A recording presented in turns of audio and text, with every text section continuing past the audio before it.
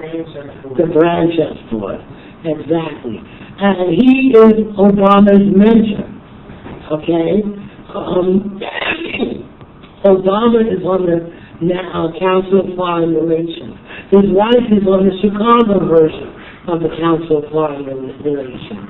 So these people, they're well aware of what's going on. They're not being upfront with the people. And we're thinking that this one being can wipe away all of our problems. When the only thing is we have to learn how to function in jurisdiction A. That is the only thing that is going to allow us to seek the freedom that we need. And functioning in jurisdiction A requires a lot of information. It requires a different mindset. You're learning how to be a creditor because there's only two things that exist in commerce: creditor or debtor. That's it. And if you understand who you are, then you will be functioning as a creditor. You wouldn't question debt. You would understand how to present these contracts when they're presented to you. One of the most simplest ways in commerce when receiving a bill or debt would be accepting it for value and return for value. That inverts the relationship of a trust. So to me, the homework assignment I'm asking everybody is to study and learn as much about a trust as you can, because there's absolutely not one single thing that you do in commerce that is not in the form of a trust. And your focus on studying the trust would also need to learn how to legally collapse the trust.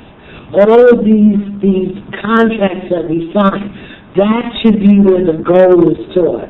Learning how to collapse these trusts so we can regain our connection directly through the Creator. And we don't need the King as a mediator. I'm sorry. You may not know. Is the mentor. His son are export or work in Obama's name. Okay. Well, it makes perfect sense. Because we have to understand the issues that we're being told on, in the media. It's not what the real issues are on the table. The real issues basically is this bankruptcy, and how are we going to address it, and how are we going to attach the bankruptcy onto the American people. That's what the issue is. And these politicians are not even mentioning that. Can someone put the light on, please? Just for a quick comment. Okay.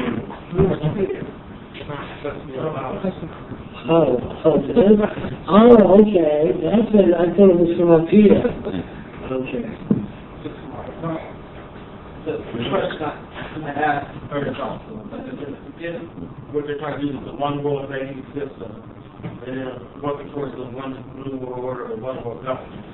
How does the sovereignty or income null and void does that take away the rights? No, it doesn't, and it's not even sovereignty.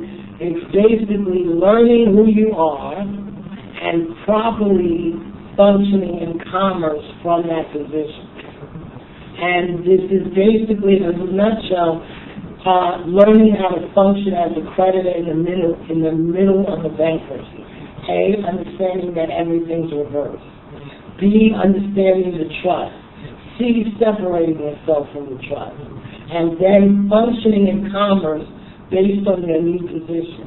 Because you need a vessel to navigate. They created a vessel for you to navigate, but they benefit from.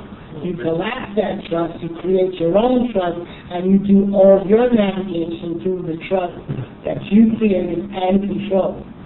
Because the bottom line is, it's not even ownership. The bottom of the wealth is own nothing, control everything.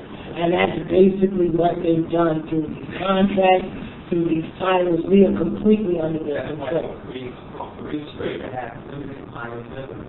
Exactly. Exactly. Or a trust. Or a corporation sold. My question is with the bankruptcy last week and, McCain and the collections. But I heard on the radio or television about the UN meeting.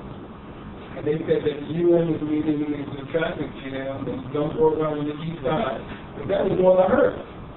Right. Because they don't want to explain what is truly going on. They have to renegotiate the debt. It has to be renegotiated.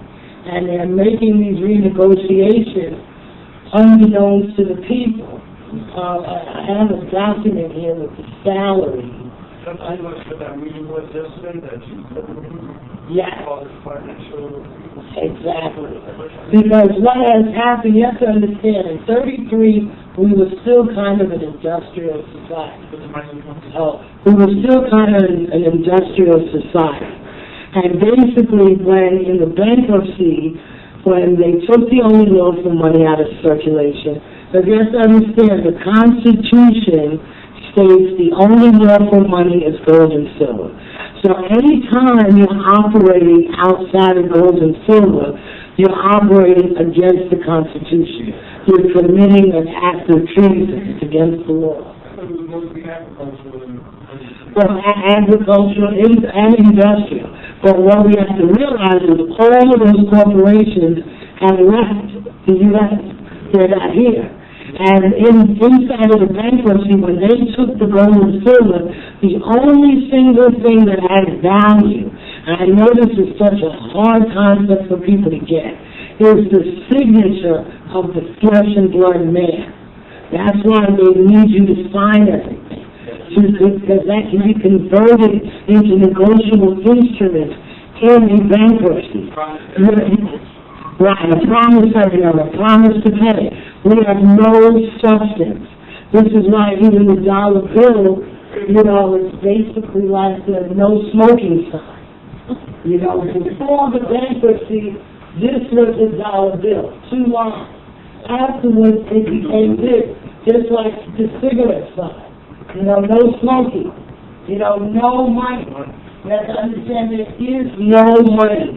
Absolutely. The only thing is that with the bonds that were put on your birth certificate, what they did was they mortgaged the future taxes that they could get from the people. So this is why, like in a lawsuit, say there's a car accident, and if it's a young white male, they might award him $5 million in damages.